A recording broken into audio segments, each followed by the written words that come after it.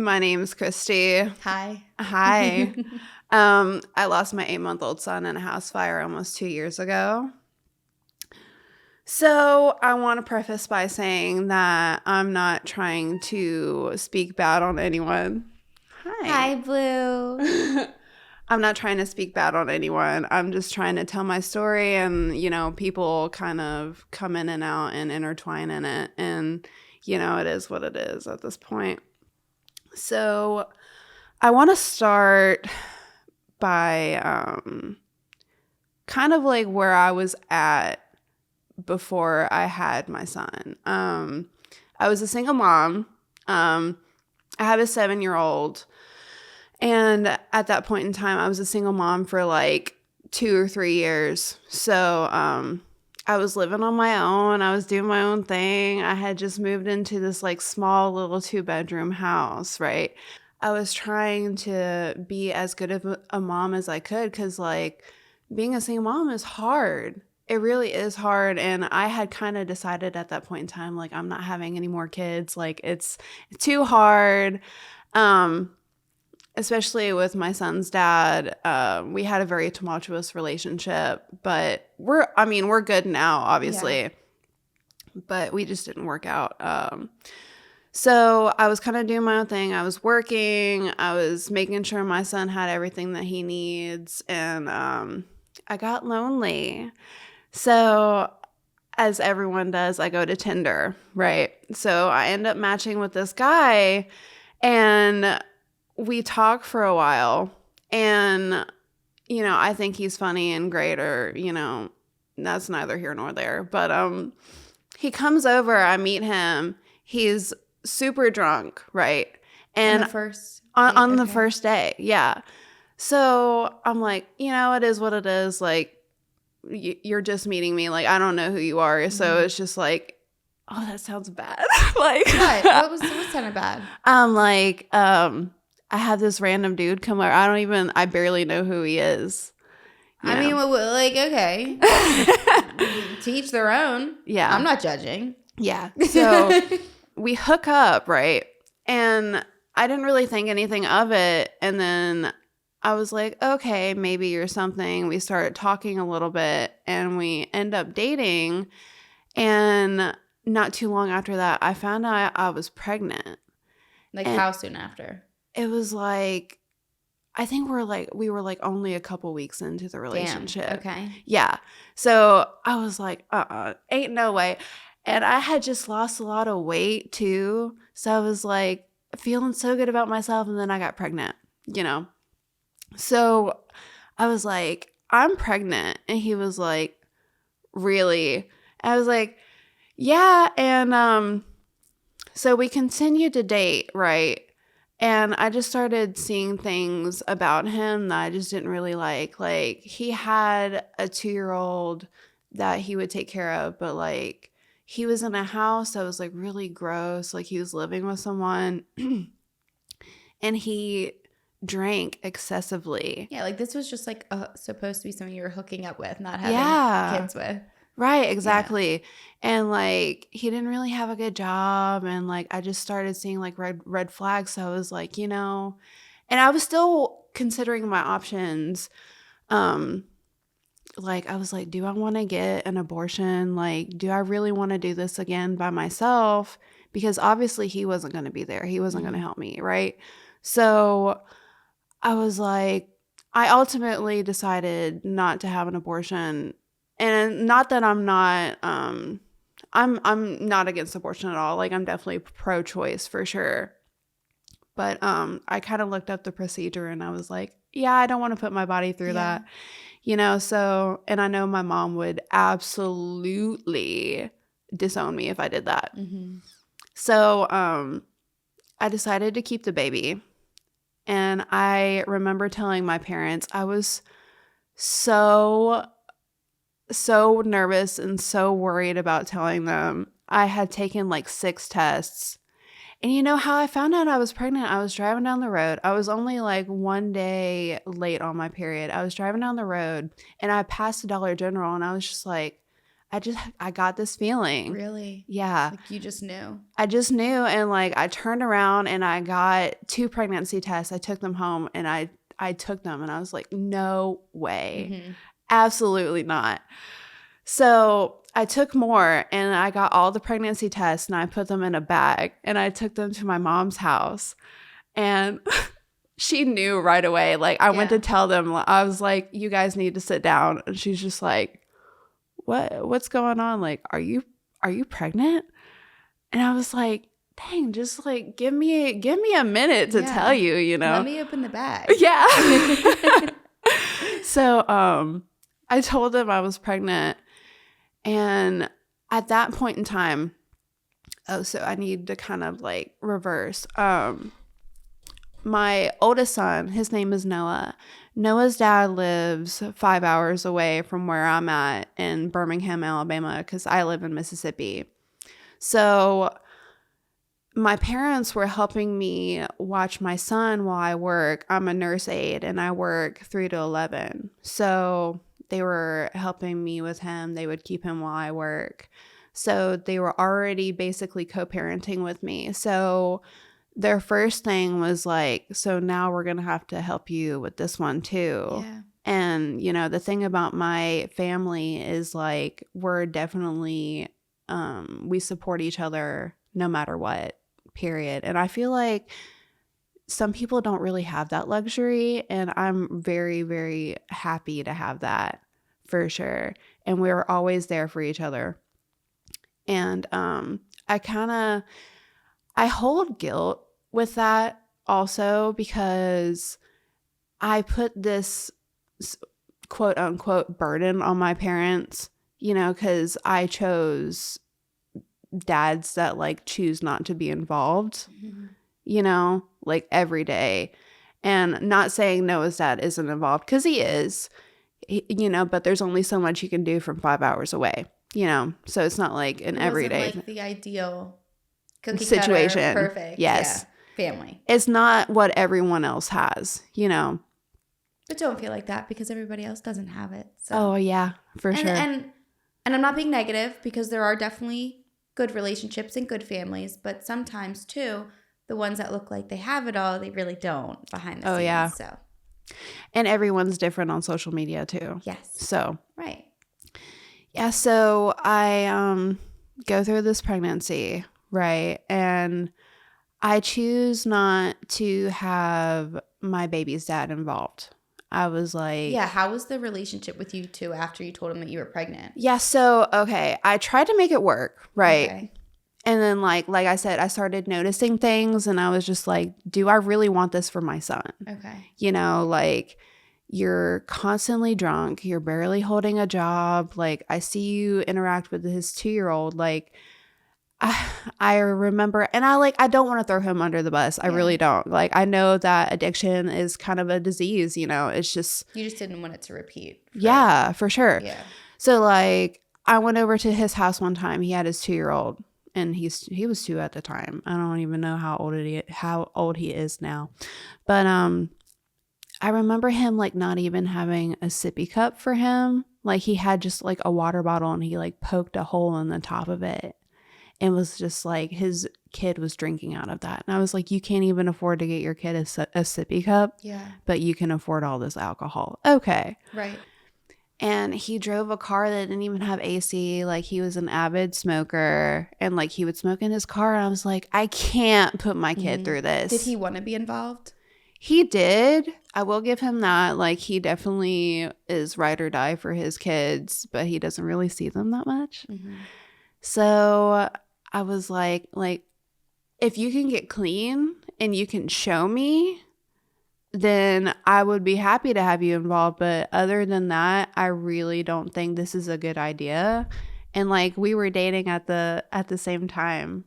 You know, so like it was kind of me being like, I don't want you involved, but also I don't want to be with you as well. Like, I think I deserve a lot more than that because, I mean, also it kind of felt sus because he was at my house all the time and like I had a working car and like a good living and I was just like, there's obviously something you want here, because he started complaining about the place he was living. Mm-hmm. And you know how people like kind of start complaining about things to kind of make you feel like, is there anything I can do? Yeah. I feel like he was doing that. And I was like, I'm not trying to support someone or have anyone live with me. Right.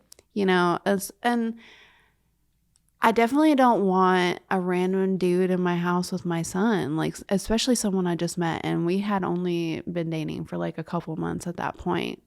And like no one wants to rush anything, you know. So I was like, I'm breaking up with you. I don't want you involved unless you can tell me otherwise.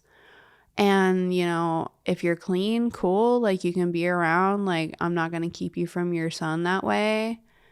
But other than that, like you got to go. Mm-hmm. You know, he wasn't happy about that. And, you know, it is what it is. And I just kind of went through the pregnancy by myself. Like I did all the appointments by myself, except the one where I found out he was a boy.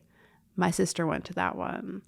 And we heard the heartbeat for the first time. And I think as a mom, like that's the most magical moment. It also makes it like super real for you too.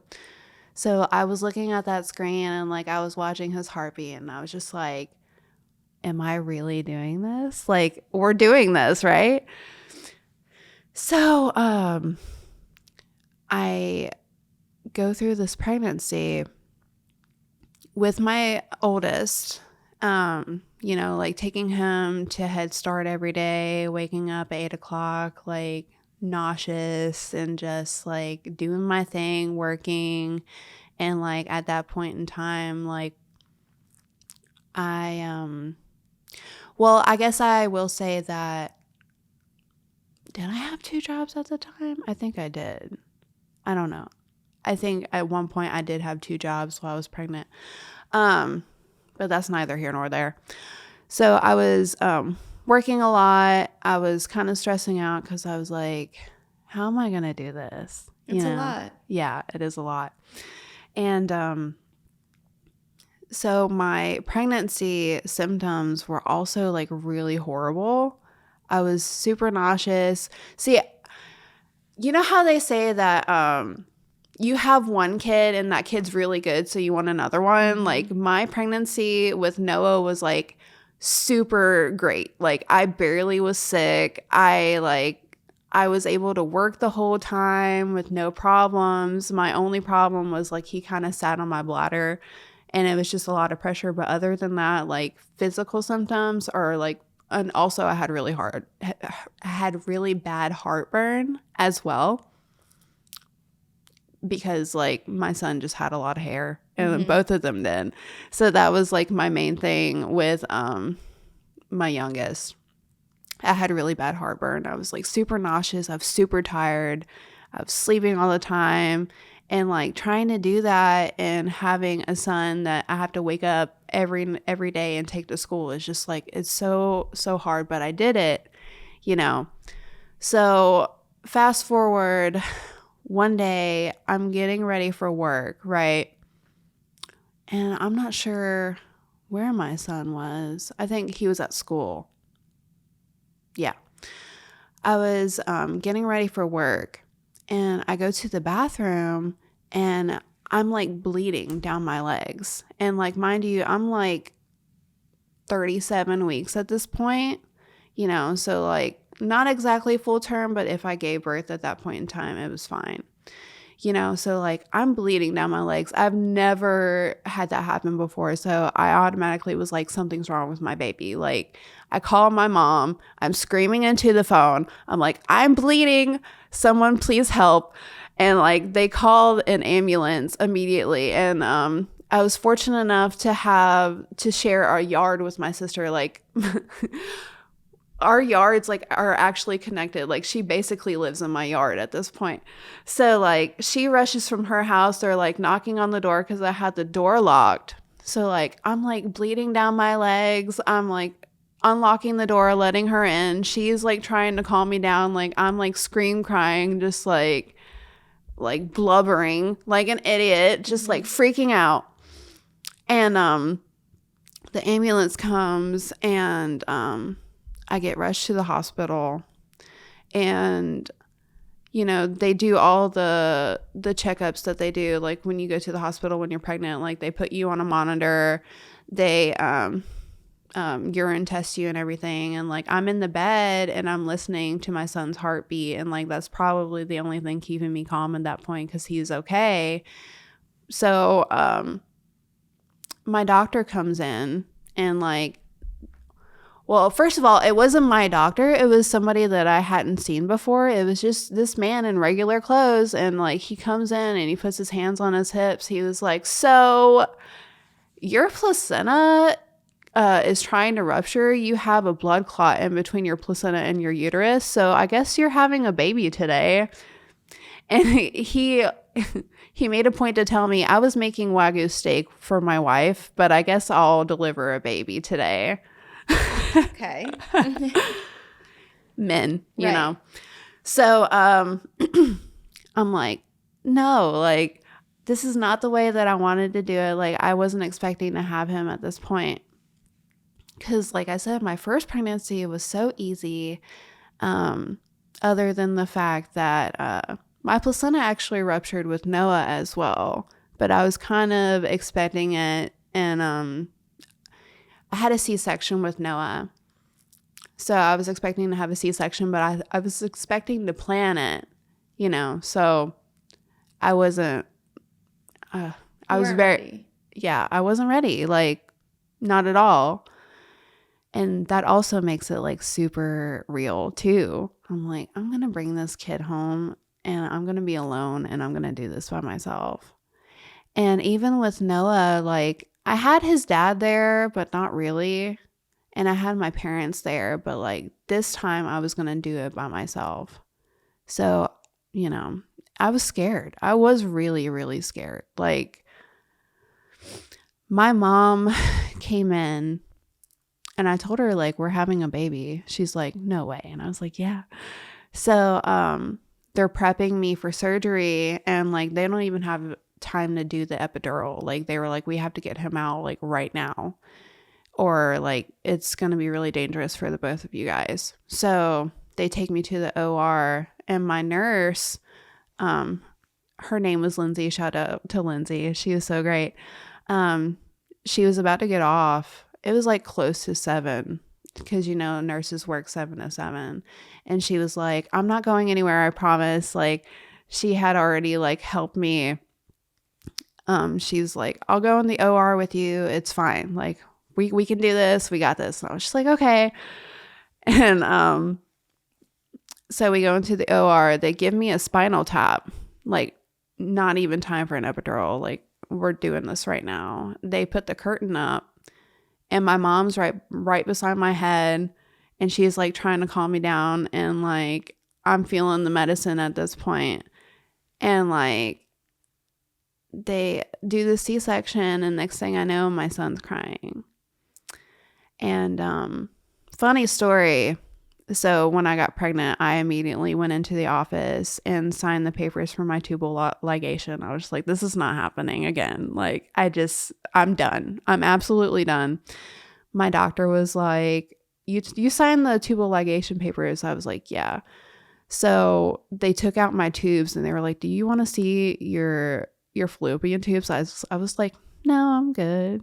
I'll pass. It's fine. So, I deliver my son. He is so tiny. He was like 6 pounds, 9 ounces. And he was I hear him cry, and it was the most magical moment of my life. Like that unconditional love that you feel when you have a kid is just amazing. It's so great.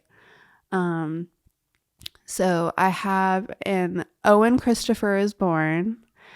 And I have Owen. They take me back to my room, and I'm loopy. I have a video on my phone of me just being like, it's totally out of it, just totally drugged. So, my mom and my sister are in the room with me, and like we're all just kind of in awe of this like little baby. I'm doing skin to skin and breastfeeding for the first time, which is wild because I didn't do any of this with my oldest son, you know. So, and then they leave and I'm on my own for the first night, and I'm breastfeeding. So he's basically cluster feeding, like he's breastfeeding 24/7, and and like he's not sleeping and I'm not getting any sleep, and it was a whole thing. And I basically had the nurses come in and out and help me, and like on top of that, the whatever they give me with the spinal tap, because I think they give you like some kind of pain medicine as well, it like made me break out really bad. So I was like itching super bad everywhere, and I was like trying to breastfeed, I was trying to sleep, but I was itchy, and they wouldn't let my son sleep in the bed with me, and that was the only time he would sleep. You know, so like I was holding him, he would be asleep, and I would start to doze off, and a nurse would come in and be like, oh no, you can't do that. So they would take him away from me and like put him in the bassinet. I know it's protocol, you know, I know that's safer, but like he would wake up and I would just be like, damn, you know, I was just about to sleep. So I would like take him out of the bassinet and put him back on my nipple. Like, I guess we're doing this, you know. But other than that, like I was doing it by myself, and I look back and I'm like, how did I even do that?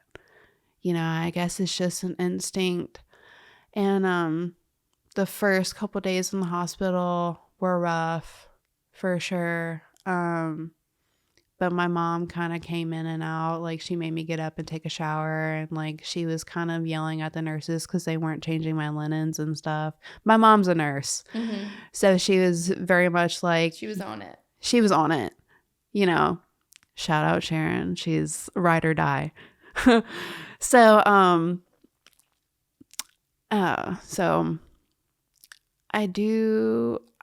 in the hospital, I'm doing parenthood stuff and like taking care of my son, and I'm itching so bad that they have to give me some kind of, I looked it up later, it was like an opiate, and I've never had opiates before. Mind you, I'm the kind of person like I can't really drink or like do any kind of drugs. Like my body chemistry is just not built that way. Like it doesn't react well with me. I like, even now, like I don't drink or do anything. My mom told me I don't have to worry about you ever being a drug addict because like you couldn't hack it. And I'm like, you're probably right. So they give me this opiate. I'm in my bed, but I kid you not, the whole room is spinning. And I'm like, okay. And mind you, I'm in the hospital. Owen's dad is trying to connect with me, right? You know, all throughout my pregnancy, he was like trying to reconnect with me. And I'm just like, no. But like, I guess I was feeling some type of way when they were about to rush me into the OR. Like I texted him and I'm like, I'm having your son, you know, like I'm having the baby, just letting you know, like he's about to be born. And I get out of surgery, I check my phone, and he was like, I'm on my way down. Like, what hospital are you at? And I was like, I'm here, I'm in this room, you know. So fast forward, I'm on this medicine, my bed's spinning, and I go to sleep. I remember them taking Owen out of the room in the bassinet to the nursery. And so his dad, his name's Sean comes in, and he's piss drunk in the hospital room, and like it was really disappointing. And you know, like I'm coming off the drugs, they bring the baby back in, and like he holds his son for the first time, and like he's just crying, and he's like, I don't want you to be like me. Like he was just like having this, like, I don't even know, like he was just it was very disappointing, because I was like, you really couldn't be sober for this. So he meets his son, And he doesn't stay very long, and then he leaves, and then I'm alone again, and reflecting back on it, I pretty much had postpartum depression from like the start, so, and I was kind of expecting it because I had it with Noah too, but I was around people, so I really didn't have time to think about it. But like in this hospital room alone, like not getting a lot of sleep, I was crying constantly. I was worried, like, am I doing things right? And I was trying to breastfeed, but like also I had to supplement with formula, so I felt like a failure. I was just like, I just wanted to do everything right this time around, and I like I'm so embarrassed because I called the nurses in because I was like, I think I killed him. Like, I had fed him formula, but he was full, so he was asleep. Okay. But he wasn't waking up. And I was like, I think I killed him. Like, what did I do? Like, I'm freaking out. Mm-hmm. And they come in, they're like, he's just asleep. It's fine. Yeah. But like, I don't know. Like, I'm in my delusional, like, postpartum depression, no sleep, like, thing. So my actual doctor comes in the next day. And this is like day 3 in the hospital. And he was like, so the protocol is I'm supposed to send you home tomorrow, but I think I'm going to keep you an extra day and start you on Zoloft because I know that you don't have, any support at home. And I'm really worried that you're going through postpartum depression with your history. I was like, okay. So I stay there an extra day and I start Zoloft.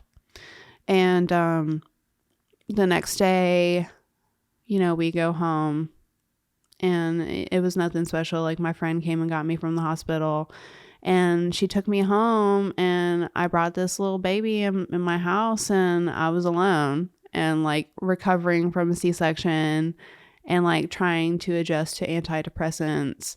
And like, I didn't even take my pain medicine because I didn't want to like be asleep or like be drugged up in the house with him, and like my son was staying with my oldest son was staying with my parents at this time. So it was just me and Owen there. And I remember, I don't even know how I did it, to be honest with you.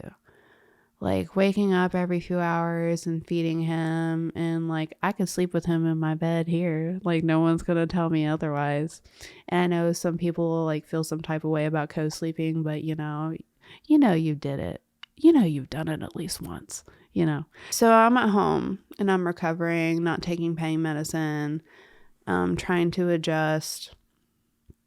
And then I was like, let me give your dad another chance to see if he'll get sober. So I give him an ultimatum. I said, I want to see you get sober.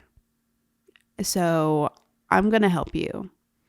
He comes to my house. He detoxes on my couch for like 3 days, right? So, and he helps me with my son, with our son, I should say.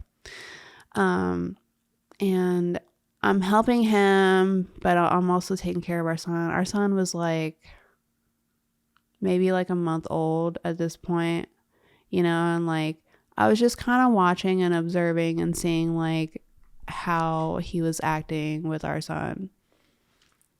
And like I was kind of hoping that he would see this baby and be like, I want to be a better person. Like I want to be involved. I don't want to let this slip away, this opportunity to be in my son's life slip away. And ultimately I did find out he was still drinking.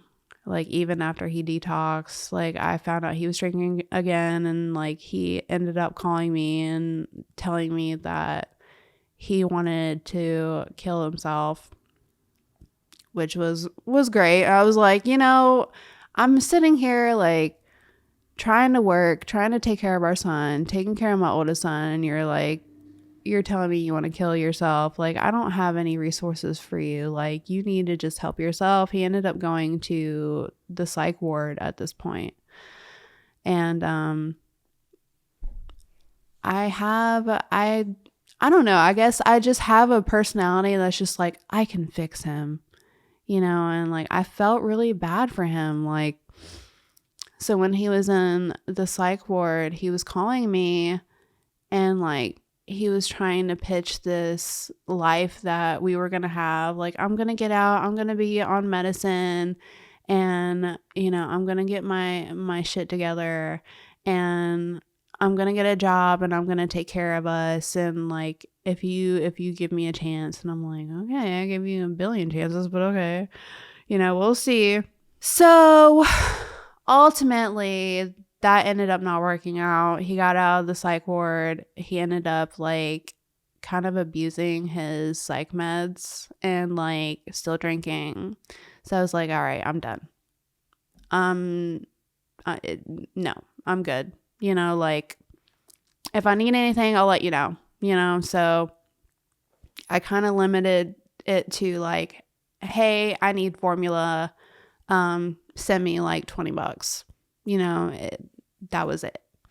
And at that point in time, it was around the time where the formula shortage was a thing. Like, this is the beginning of 2022. So it was really hard to find formula, and that was a whole thing. Like I had WIC, but like going to Walmart and like seeing that there wasn't any formula on the shelves was just discouraging. Like, I do recall a couple of times where I was like, I'm on one can of formula left and I only have like half of a can left. I don't know what I'm going to do.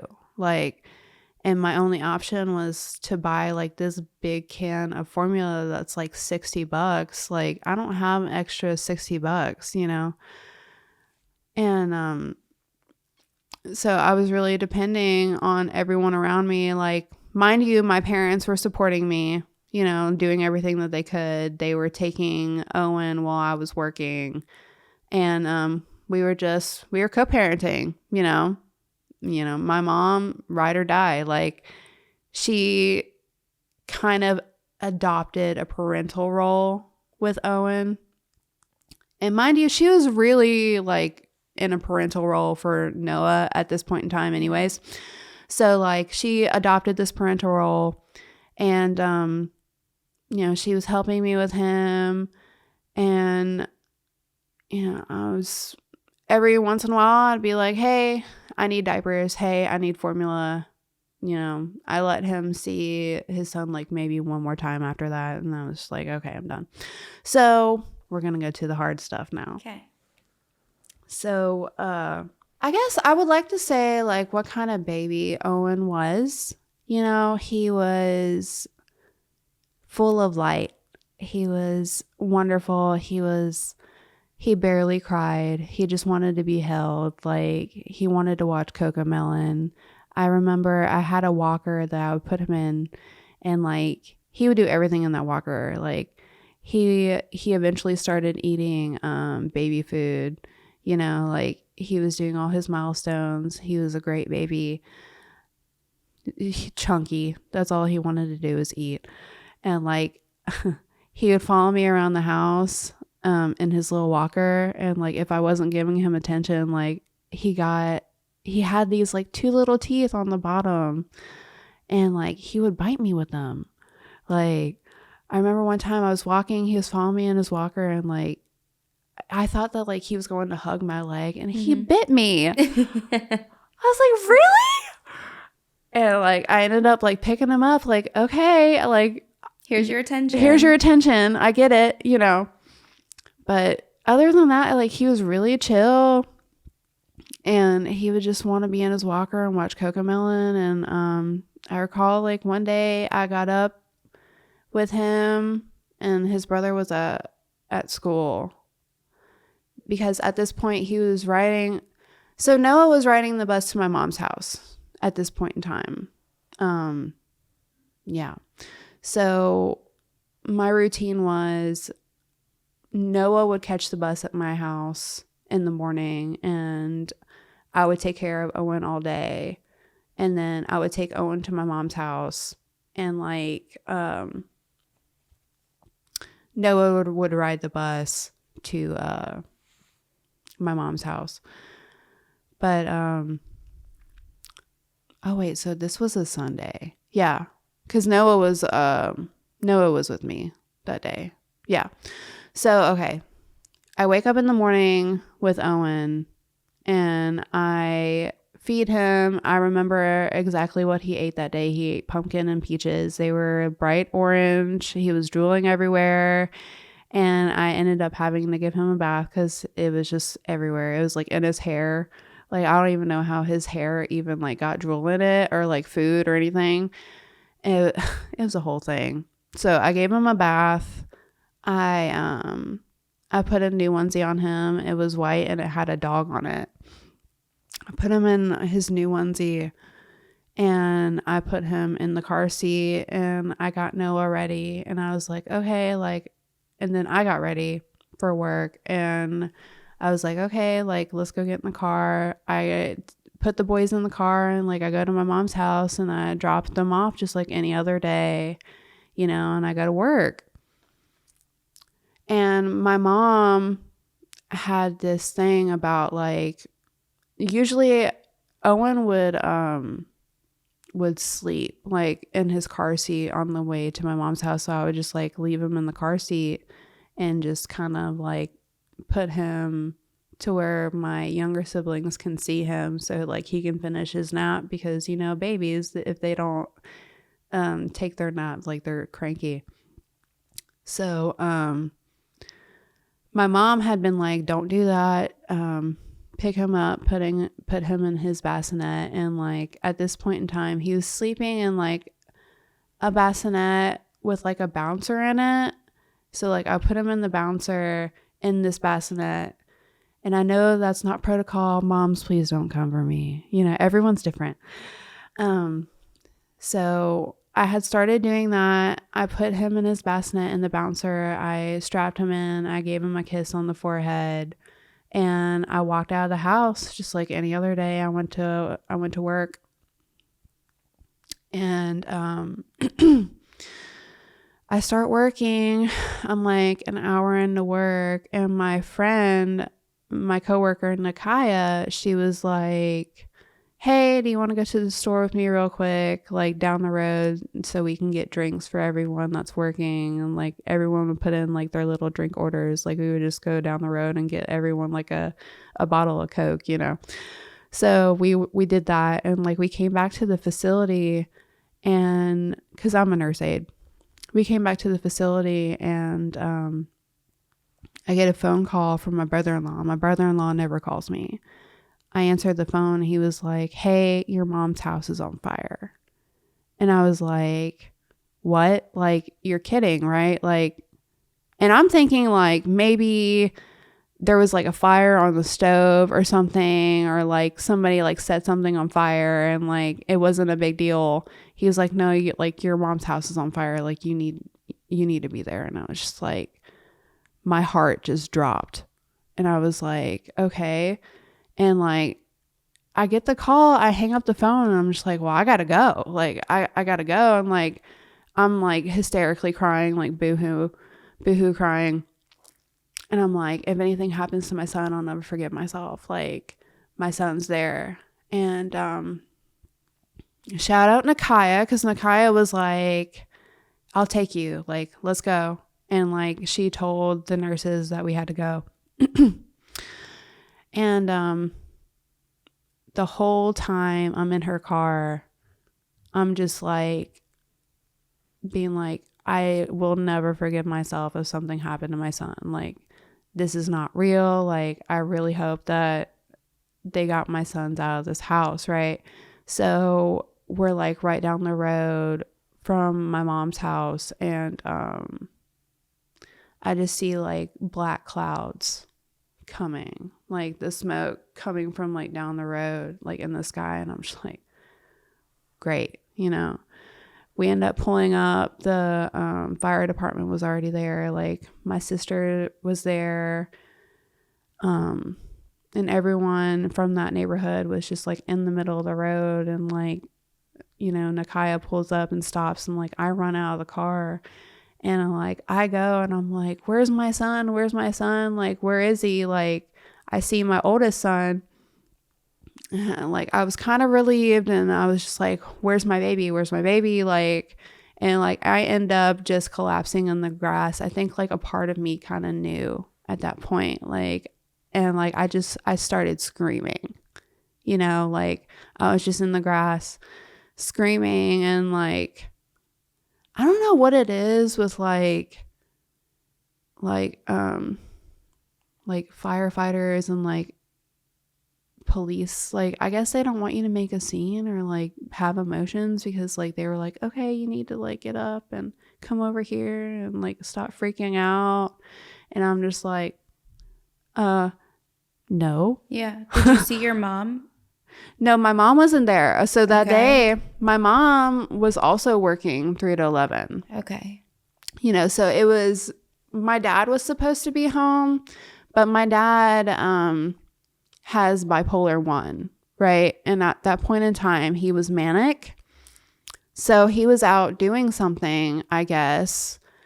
And like my younger siblings were at home. So like at that point in time, my youngest sister was 16 and my youngest brother was like 17, right? So, and like she's watched the kids before. You know, I like trusted her with them. Like it was just routine thing. Like my dad wasn't home at that point in time, but like I thought he would be home, you know. So it was just my siblings and my mom. Like I said, that day she was working 3 to 11. She hadn't arrived at that point. So in the house, it was just your 2 siblings and your 2 sons. Yes. Okay. So one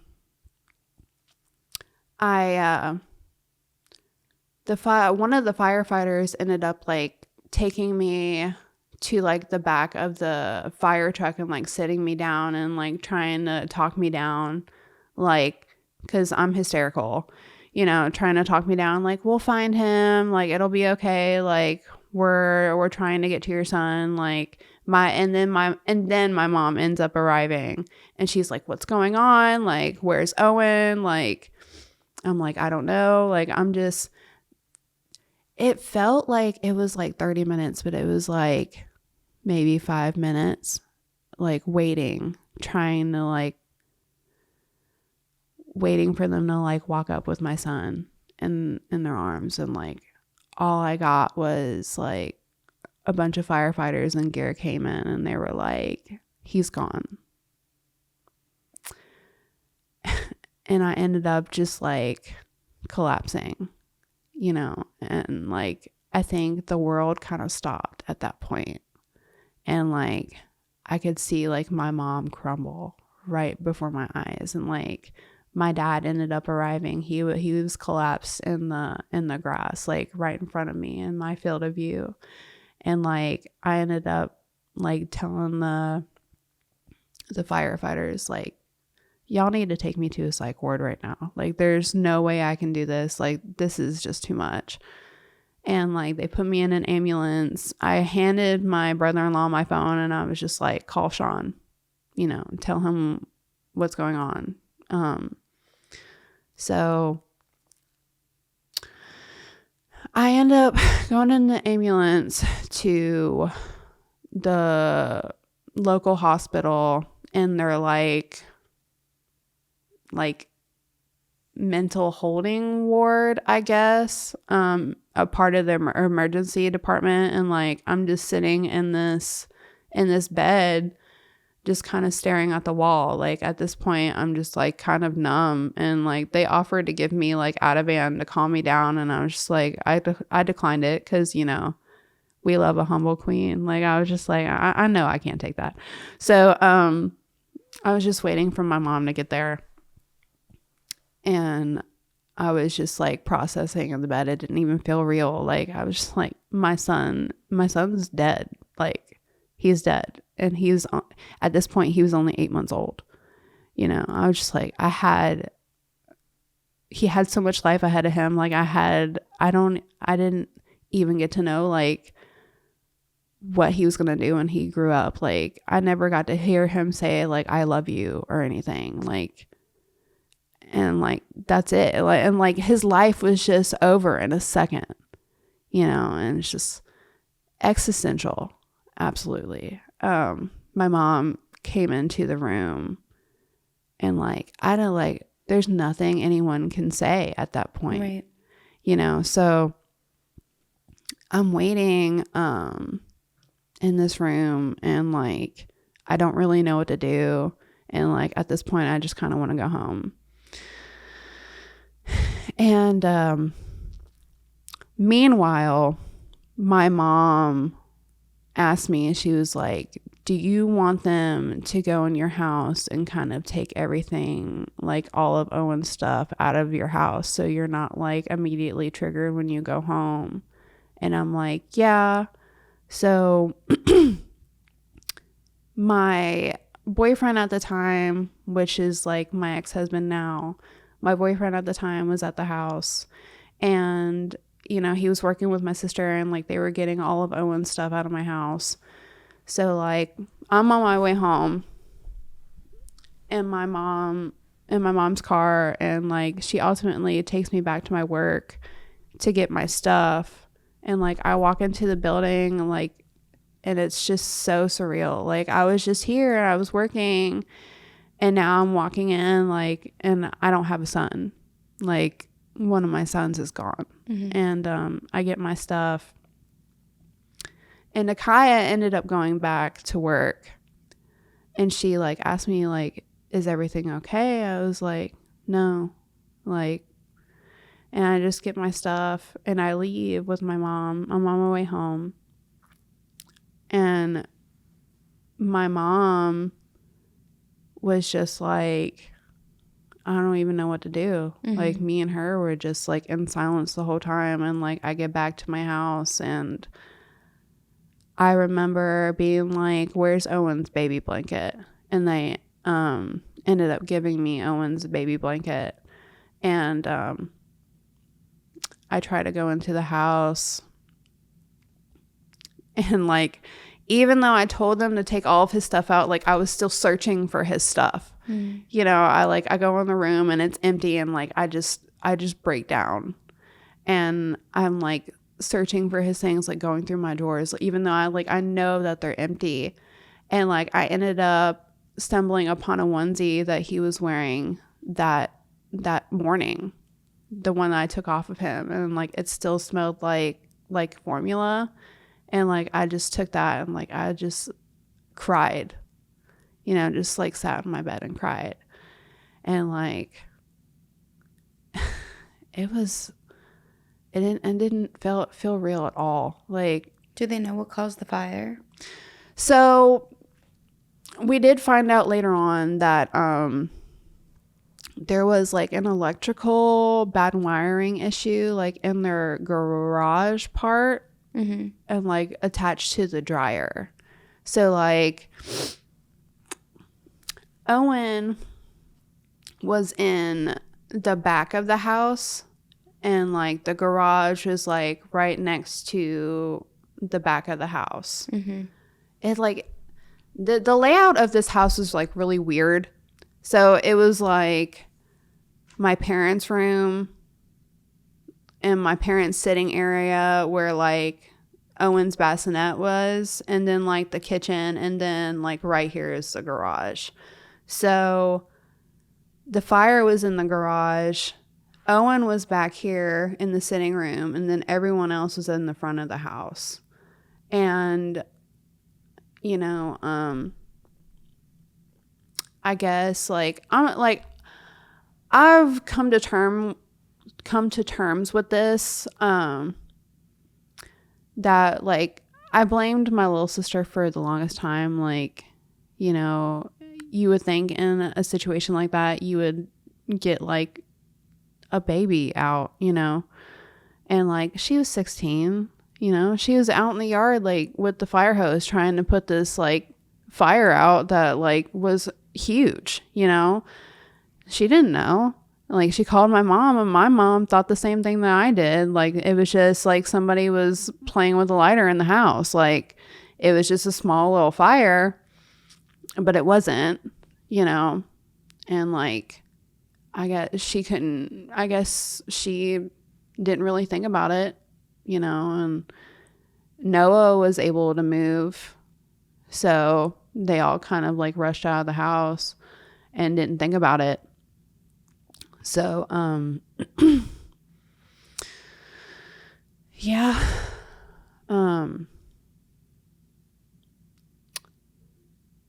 It's awful. Yeah. That's so terrible. So I'm just trying to go through like what is my next steps? Like I'm trying to think of like tomorrow at this point. Like the first night I didn't get any sleep. I got a bunch of phone calls from people like, is this real? Like, cause I had, my sister had posted on Facebook and then like I posted on Facebook, you know, like here's what's going on, you know. And I was getting phone calls from everyone. Like I didn't even sleep that night. Like I would just sleep like an hour and like wake up crying, like, and like I was like holding my son's baby blanket, just like, you know, trying to sleep and just crying. Like I slept with his baby blanket for like the first week. And like after that, like I didn't like cuddle it, but it was like in my bed with me. Yeah. Do you think your son understood what happened, your older son? So at first he was kind of like, no, I don't think he did. I really don't. I'm going to get to that. Okay. Like, later on, I think he really started processing, but at that point in time, I really don't think he understood the finality of like everything, you know, like my parents had lost all their stuff, you know, like the whole house, like there was nothing salvageable there. You know, the fire was just so hot. I ultimately found out later on that like the firefighters' gear when they were trying to get to Owen, like it started melting because the fire was so hot, you know. So they just, do I feel like they could have tried harder? Yes. You know, but it is what it is, I guess.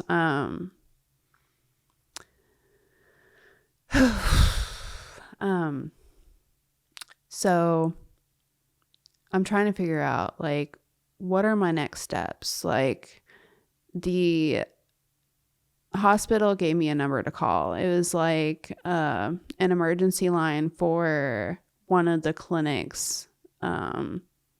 That's like a free clinic for like mental health or whatever. Like they offer free therapy and you know, like psychological assistance or whatever. Like they offer mental health stuff. So I call that crisis line, and like they set me up an appointment with a therapist. And I was like, there has to be some kind of grief group or like a support group I can go to, you know. And I ended up finding one at a church called Grief Share, which ended up being very culty, but I'll get into that. I ended up, the local news reached out to me and wanted to get like, you know, they kind of saw a story, you know, so they reached out to me and wanted to get my side of it. So like I was doing news interviews. There's like 8 interviews online. Like if you search my son's name, I did news interviews. I got in touch with like the local funeral home and was like trying to make arrangements. I have never done that before, you know. So I was trying to make funeral arrangements.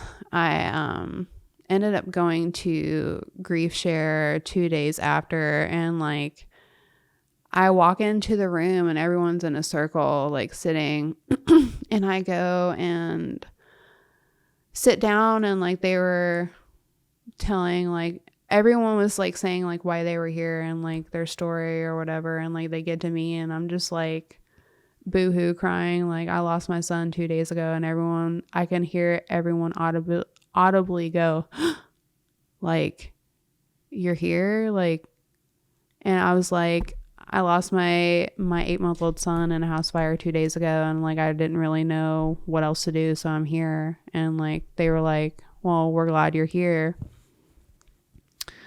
So I started doing that. I started therapy immediately, because like I really didn't know what to do. I've never been in this situation before. Like, and that was smart of you. Yeah. Because like I knew that, mind you, I had stopped taking my antidepressants because Zoloft and me like don't get along with each other for some reason. Like I feel like my heart's about to explode when I take Zoloft. So I just stopped taking it. I was just like, I don't need it, you know. I get off antidepressants, like, and I know that I had to keep going. Like I have a 7-year-old, like I have rent, I have all this stuff. And for yourself, your own mental health too. Yeah. For sure. And like I immediately started doing all of that. And I think that a part of me wanted to just kind of like do other things to just kind of get my mind off of it, you know? So,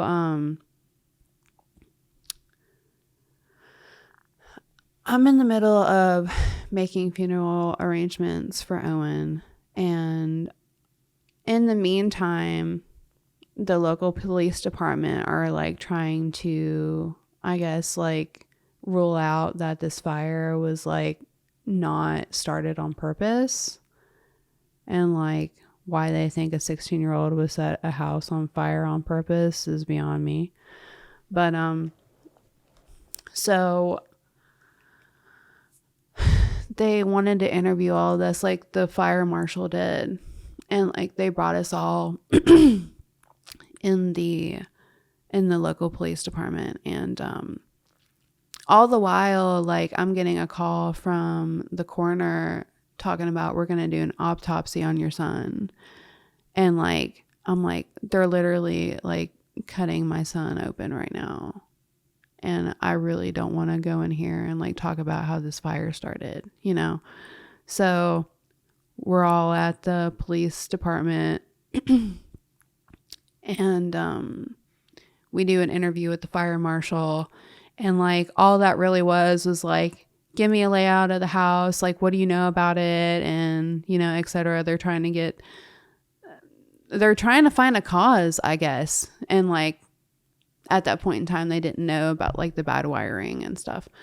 So I was doing these interviews with the news outlets. I was interviewing with the fire marshal, like trying to upkeep my mental health stuff, going to therapy.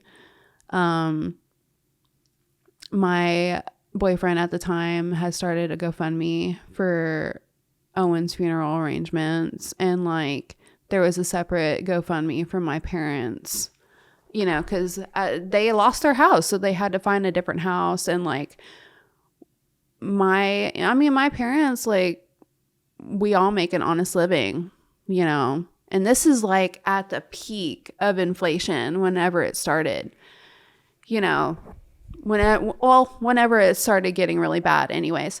So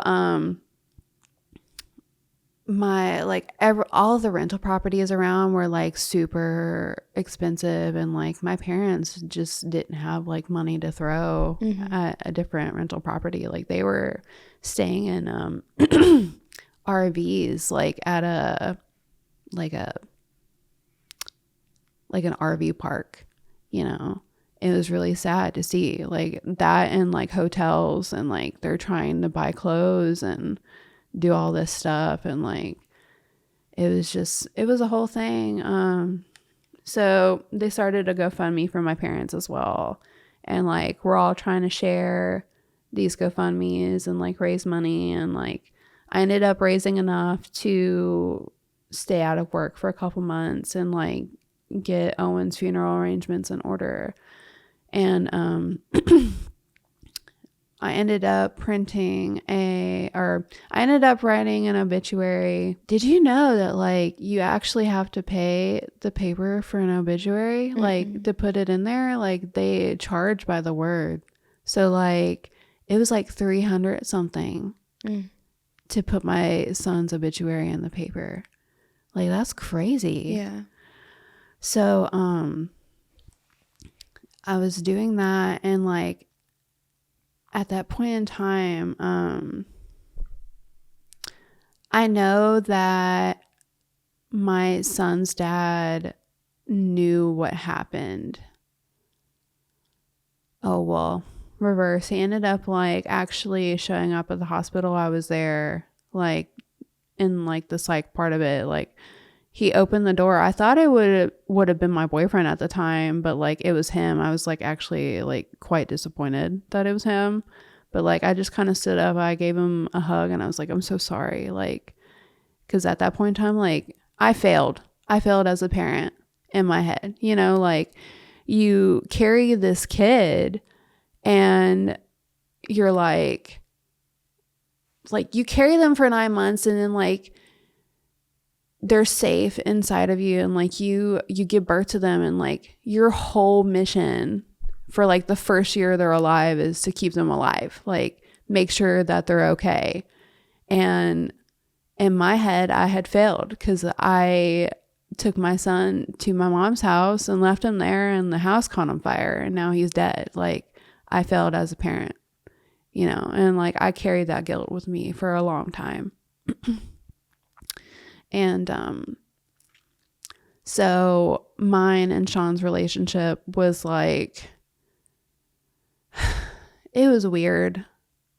You know, like he reached out and he was grieving in his own right, and he was reaching out to me, but like I got increasingly upset with him because I was like, you weren't there. Like you didn't help me with him. You didn't offer to take him. Like you didn't put yourself in a situation where you could take him, you know, and help me with him.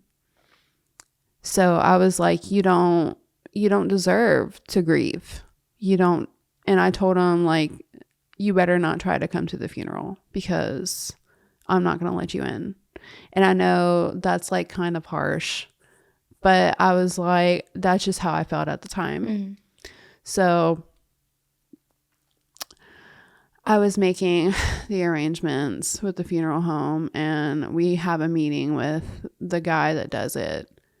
And me and my mom did. We went, and we were just like trying to do like the final details, like the pamphlets and the flowers and stuff like that.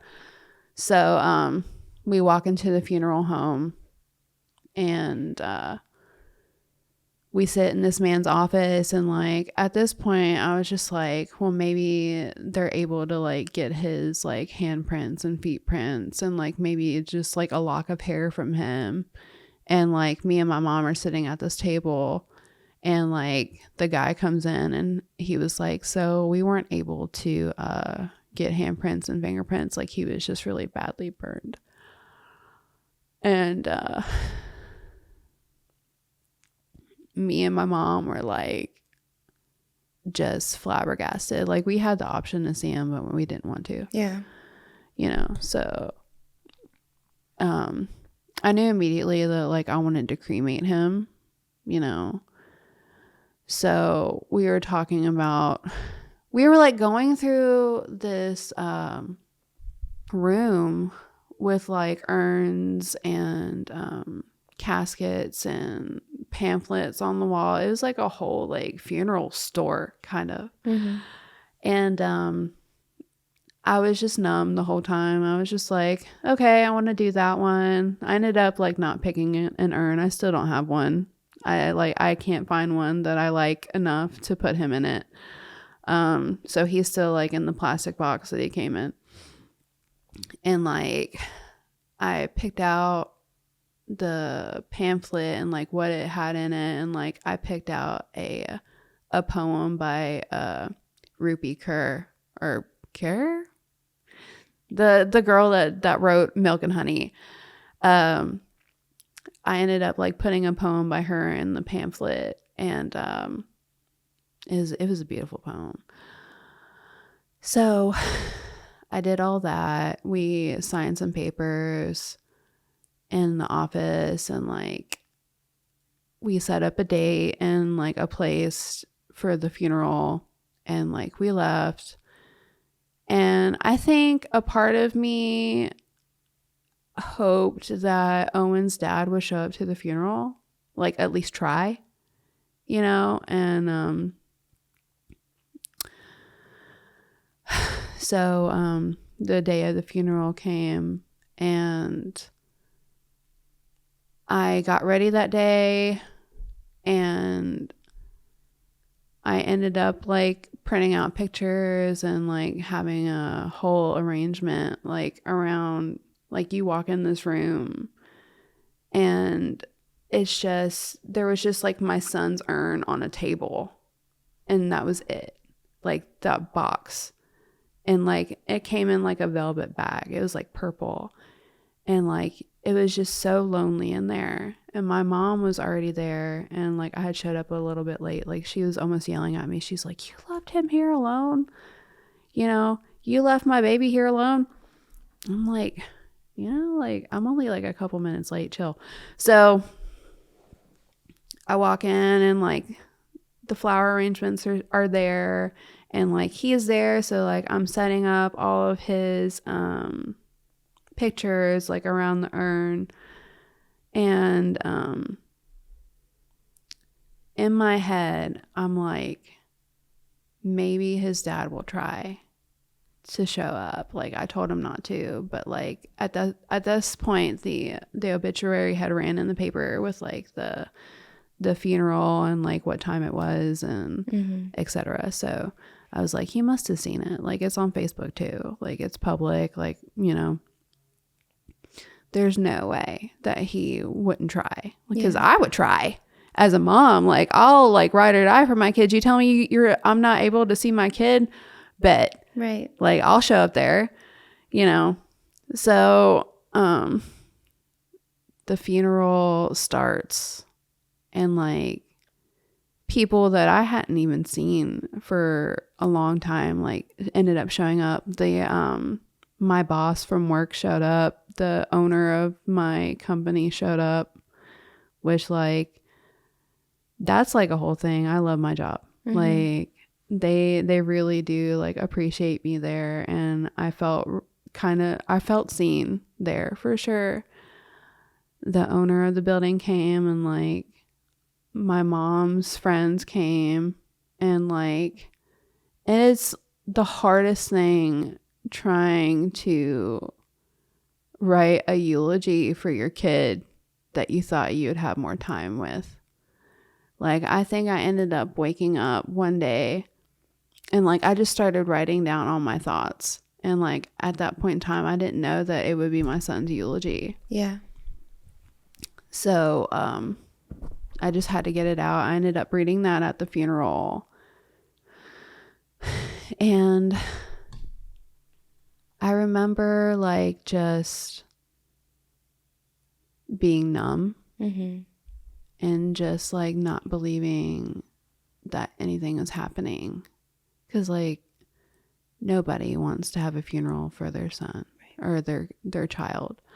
And after the funeral we had a party for him, and like celebration of life. We had all kinds of food. I got real drunk for sure. I was like, I don't want to feel any feelings right now.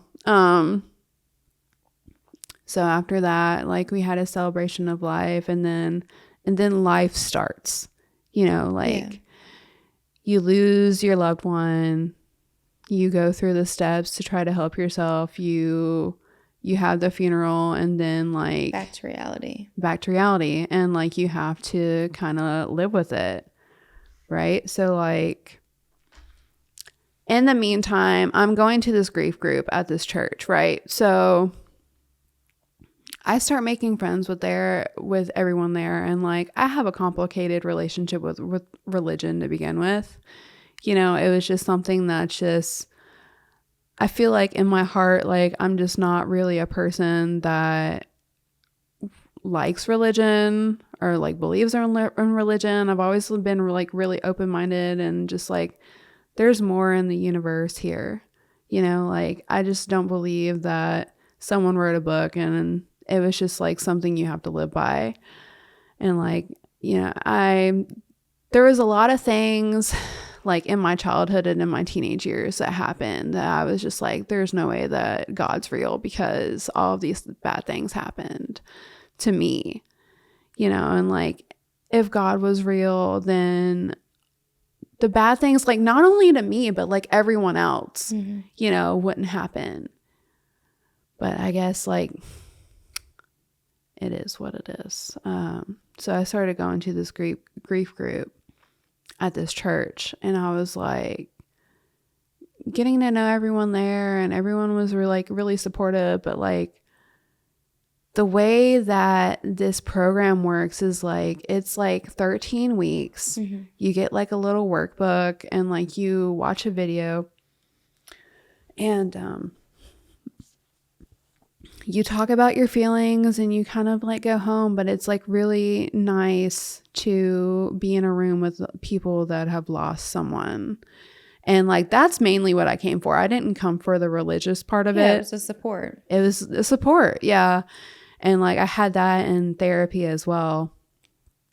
And that was kind of going. And like they say when you lose someone, like there's certain things that you shouldn't do, like move, get married, or like make really big life decisions. And like I kind of did it all. Like I got a new car.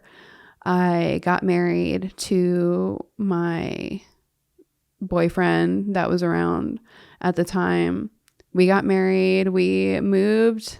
My parents ended up getting into a rental house.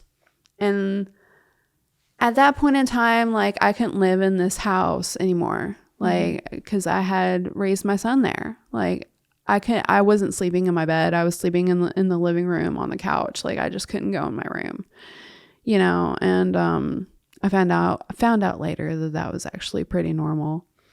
So me and my boyfriend ended up moving into my mom's bonus room in this house that they were renting. Well, he's my husband now, with my son. So we were all living together. I moved, I got a new car, got married, did everything I wasn't supposed to do. I ended up going back to work like 2 months later. So it's hard because all the elders that I take care of, like they were all really excited about me being pregnant. And like everyone around, you know, was like really involved in this pregnancy. Like they were there to like see my belly grow and everything. And like it's hard stepping into a place where, you know, everyone knows what happened. And like everyone asking you questions about it. So like it's like a constant reminder. Yeah, for sure. And I know that the elders that I take care of, like they don't mean to, you know? Yeah. They're like, yeah, how's your baby? And like most of the time I'm just like, he's fine. And they still ask me to this day, like, how's your baby? Like, you know, he's walking now, isn't he? I'm like, yeah, he is. He's fine. He's great. 'Cause he is. So I walk into work and like, I feel like I'm a part of this group now of people that like in a group, I'm the girl that lost her son. Like that's just like my label for the rest of my life. Like I'm the girl that lost her son, and like everyone kind of looks at me different. Found out later on that's like really not the truth. It was just like my anxiety being like, hey. Yeah, your perception of it. Yeah. So I go back to work, and mind you, I'm not on meds at this point in time. Like I'm just trying to basically deal with my grief by myself and just with therapy. And this ended up being the wrong decision, you know. So I got increasingly like sadder and irritable, and like it wasn't only my grief that was causing this. It was like, I guess I should tell you like about my marriage and the kind of situation I was in with my ex. He and I, it was kind of like a whirlwind, like, but it was also really like tumultuous at the same time, because like he was around like as soon as like I had Owen, and he was also around like when Owen died. So like I formed this trauma bond with him. So like everything that he did wrong, or like everything that he said wrong, or like every time we had a fight, like I forgave him, because I have this bond with you now. Like, you know, you were there for me when no one else was, when I felt no one else was, but they were, you know. Yeah. So, you know, he was really like, we were living with my parents, and like he was really mean to my mom, and like he tried to come in between like me and like my mom's relationship. Like I don't know what it was about my mom that like, and my mom, mind you, let me set the scene with this woman, okay? Like she is like the most selfless angel to ever exist in this world. Like if my mom doesn't like you, you earn that shit. Like straight up. My mom is like the most God-fearing woman, like selfless, like never buys herself anything, like helps with everyone, like buys everything, like makes sure everyone has everything they need, like around her. And like, you know, she welcomed us into our house like without me even asking. She's like, you need to move out of your house so you can come and have a fresh start, and like you can bring your husband with you. And I'm just like, okay.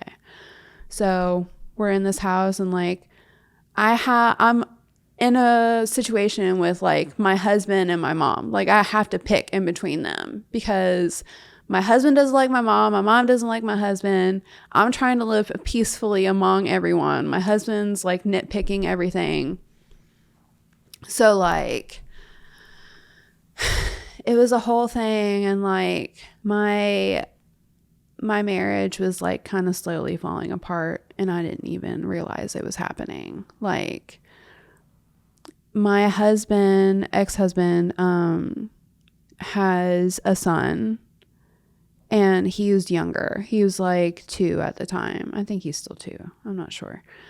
But trying to be a stepmom to basically an infant while trying to grieve an infant is the hardest thing ever. And I ultimately ended up like talking to my therapist about it, and she was like, if you have to take some time like to kind of process everything, and like it's okay to step back and like not try to push this relationship with this kid, you know. And I know that when you marry someone, like you just kind of take in everything, and like, but it was really hard for me to try to be a stepmom while trying to grieve my son. So like that ultimately, you would think a partner would be like, oh, I understand that. He didn't understand that. He automatically was on the defense about it. He was just like, you just don't like my son. Like, you know, you just don't want me to be a dad. Like he got really upset because like I wouldn't allow him to like go get his son and like bring him to the house. I mean, it wasn't only the fact that like it made me uncomfortable, but also like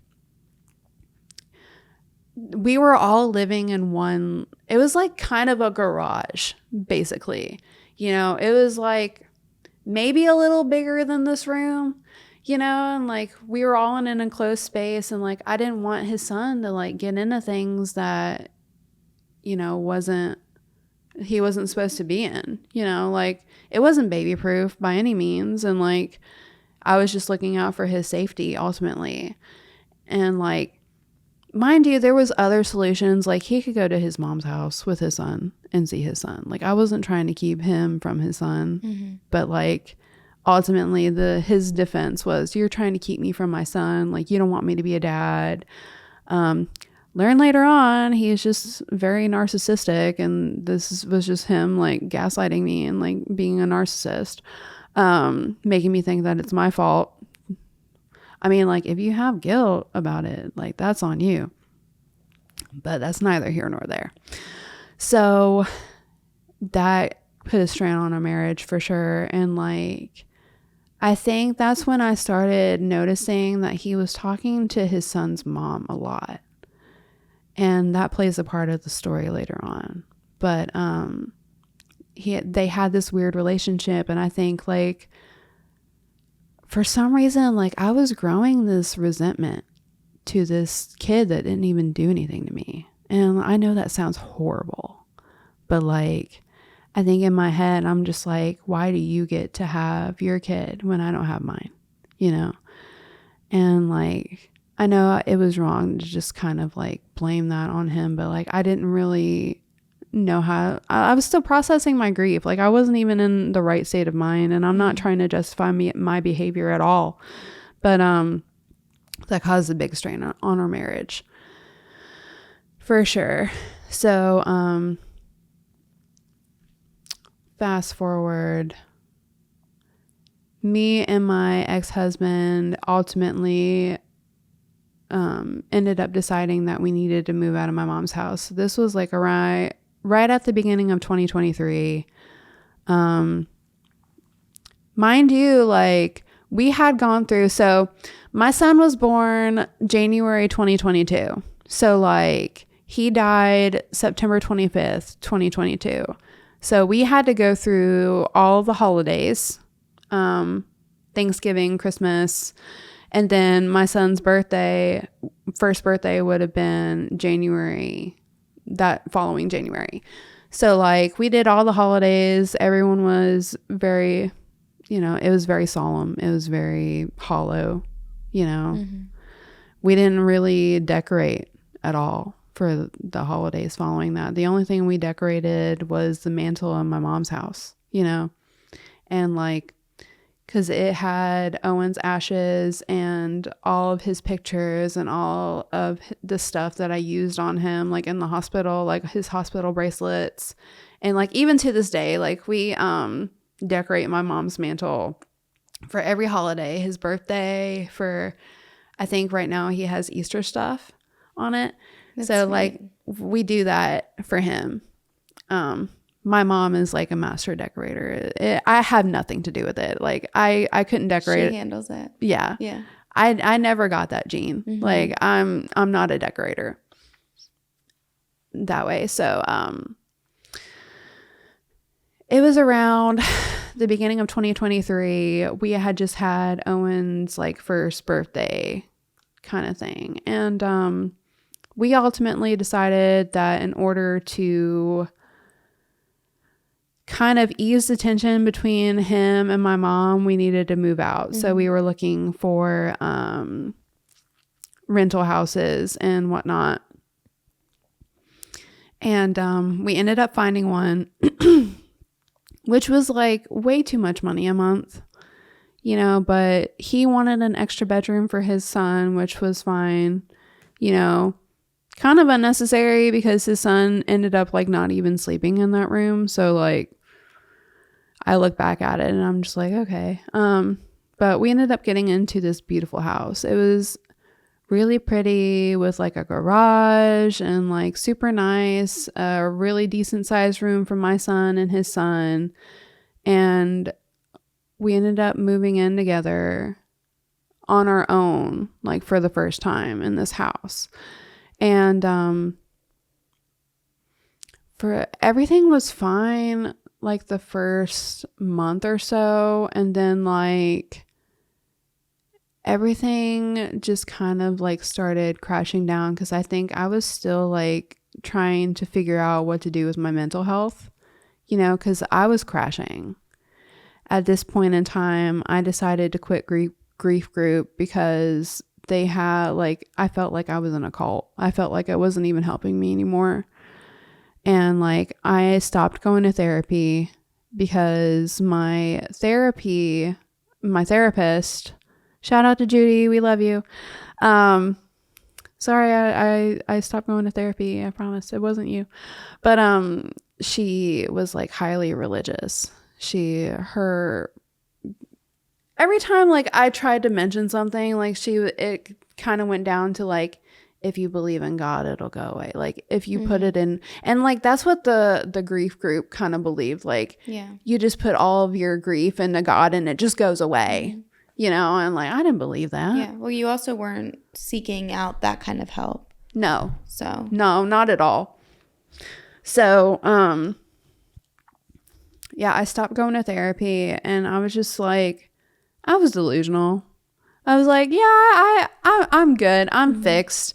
You know, like I was working and like doing my own thing and like trying to pay bills and stuff and like trying to return to my life.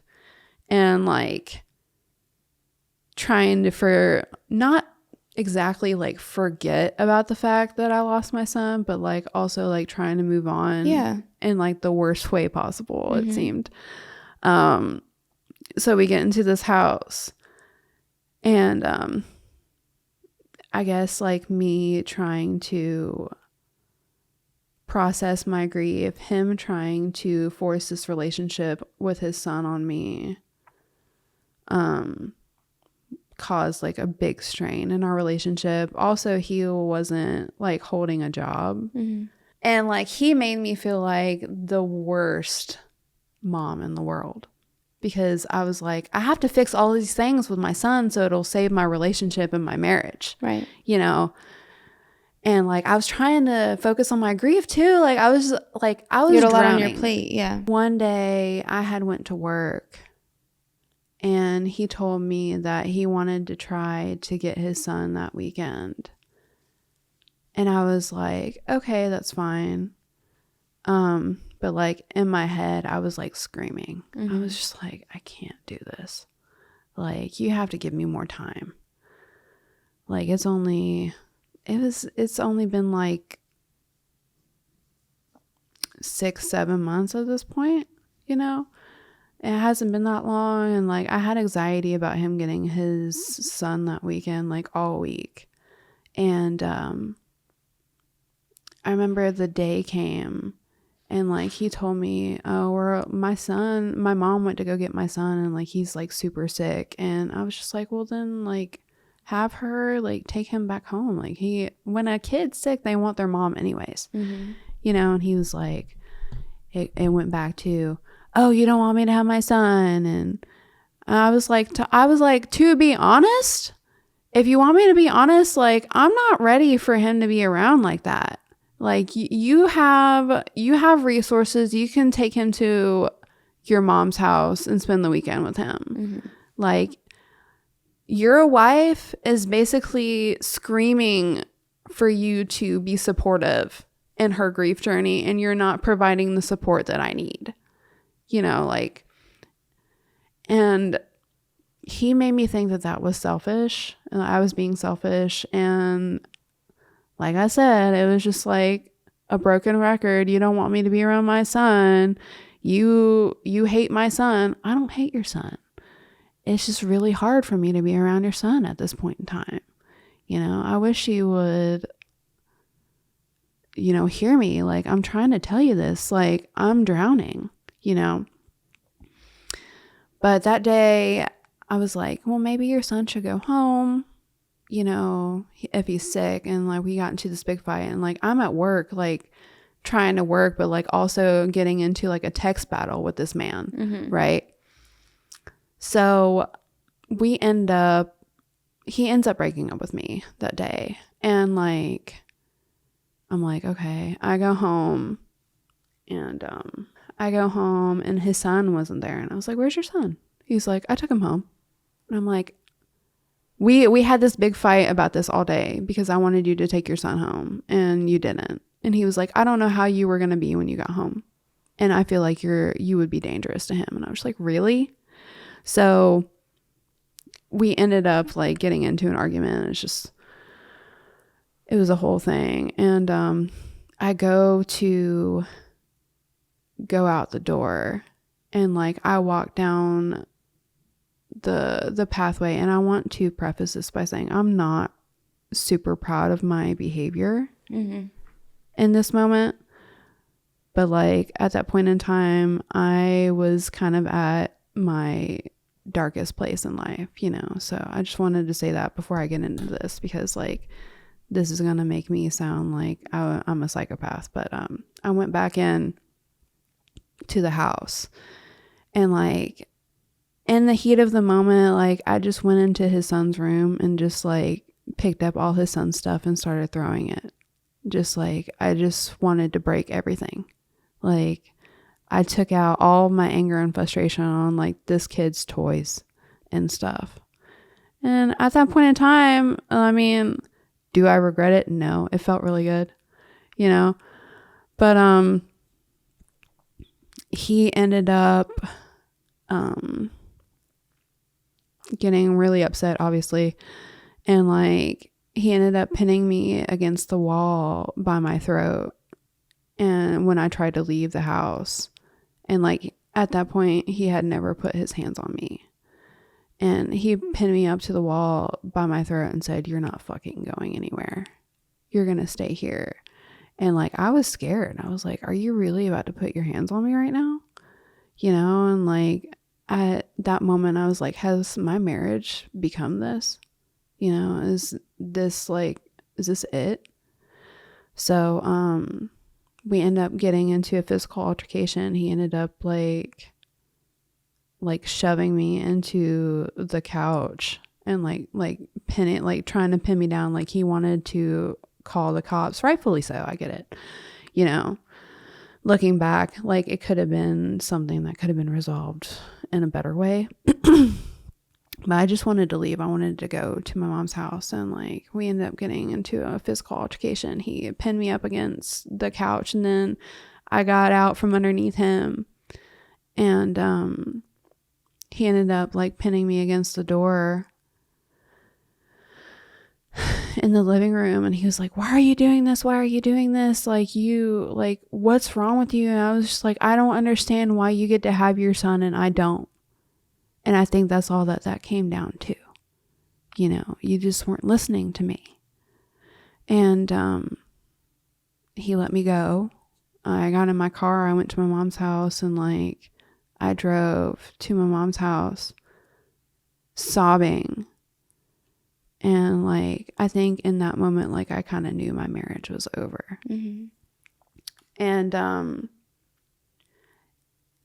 I ended up completing outpatient therapy, and what they do after that is they send you home with a bunch of referrals to different doctors, and you have to like kind of call and make the appointments yourself. And I ended up like finding a really good doctor. She ended up upping my meds and like connecting me with a psych nurse practitioner to like kind of like regulate me and stuff. And like I see her like every couple months, and I see a therapist now. My son started saying things like I guess like in a way he started acting out at school. Like we'll start with that. Like he started acting out at school. He was drawing people on fire. He was being mean to the kids at school. And like I had told his teachers like his past, and like whenever I put him in school, I was like, "Hey, you know, just letting you know, like this happened." And so if anything happens, like this is why. Like I'm feeling everything out, because like he was really indifferent at this point, you know. And he started acting out at school and like having behaviors, and his teachers ended up contacting me, and I was just like trying to find him help at this point. I was trying to get him into therapy, and it was really hard. It's really hard when you have because he's on Medicaid, so it's hard to find places that actually like take Medicaid that aren't like really bad, you know. And like, I knew my son had behaviors, and then we ended up having to move into a different house. So I had to move school districts with him again. So, like, he was with a new teacher that didn't understand what was going on. And, like, I couldn't find anywhere for him to go to therapy up until recently. So I put him in therapy, and he started, like, talking about his feelings. And, like, his therapist ultimately ended up telling me that grief comes out in, like, violent acts the way that he was doing. Like, it comes out in anger, and it comes out in sadness, and it comes out in all kinds of ways with children because they process differently. Mm-hmm. So I ended up getting him into therapy, and, like, thank the gods for that, because he is doing so much better. Good. And he's talking about his feelings. And it's better to start that early. Yeah. Honestly, like, with everything that happened to me, like, as a kid, you know, like, I really wish my parents had those resources. Mm-hmm. And, like, I know it was way different back then. Yeah. You know, but I should have started therapy a long time ago. Right now I'm in a really good place, and I ended up forgiving my sister for that day, my younger sister. I had a lot of resentment towards her for the longest time, you know, like, kind of blaming her, and, like, I ended up, like, forgiving her. Mm. And I ended up, like, kind of coming to terms with it. I mean, I'm not 100% over it. Yeah. But I really want to stress that, like, there are resources out there.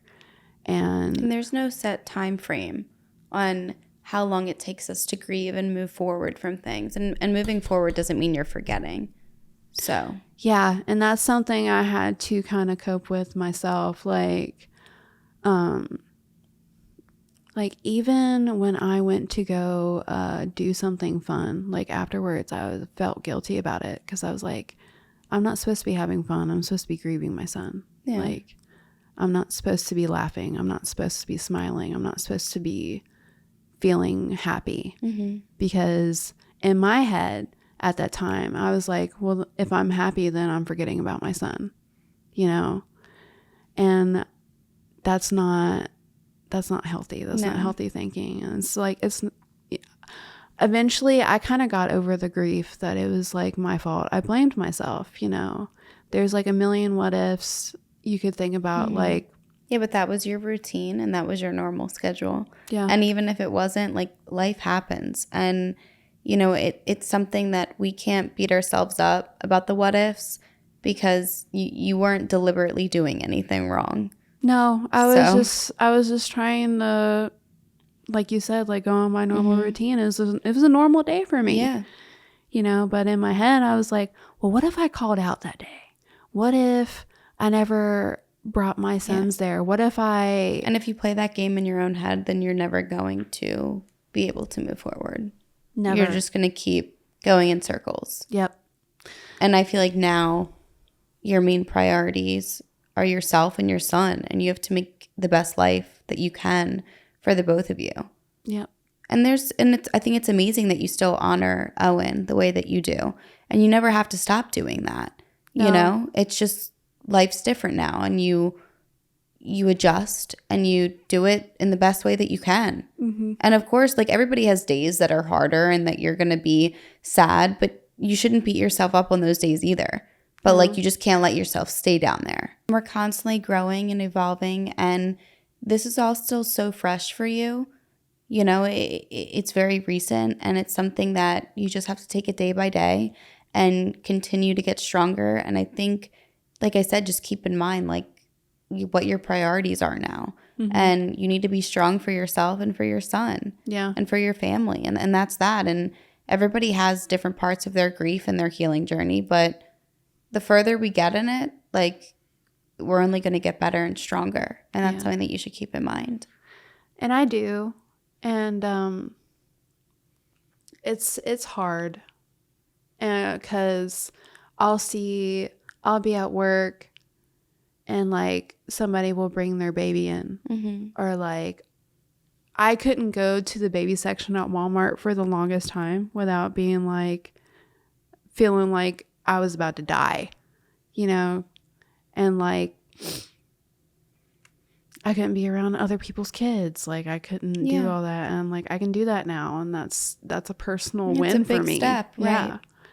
You know, and I just think about where I was like the day before I went to the psych ward, thinking about like ending my life, just not wanting to do it anymore, thinking about my son will be better off without me, you know.